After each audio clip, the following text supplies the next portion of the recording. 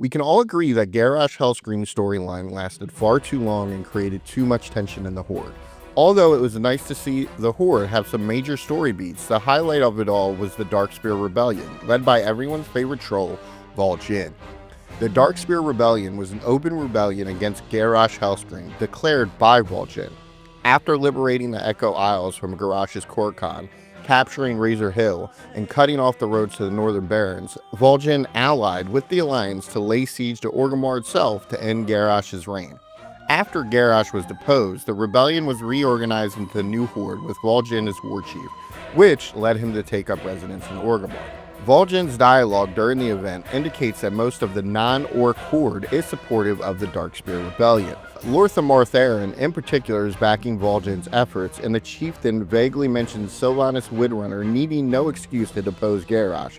However, with his eastern allies across the sea, and the former still finishing up on the Isles of Thunder, Vol'Jin is forced to collaborate his initial push against Garrosh with only the western Horde.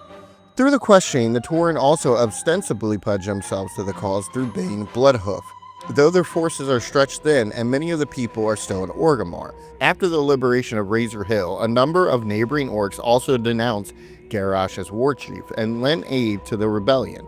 The Gob Squad is also explicitly reporting to Vol'Jin, though where this leaves Trade Prince Gallywix and the bulk of the Bilgewater cartel is unclear.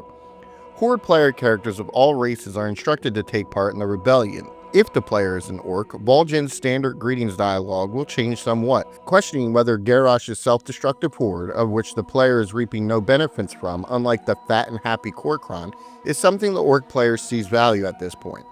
Members of the Alliance are also instructed to lend aid to the burgeoning rebellion, to ensure Garrosh's forces, themselves anticipating and preparing for an Alliance invasion, do not gain a momentum over the outnumbered trolls.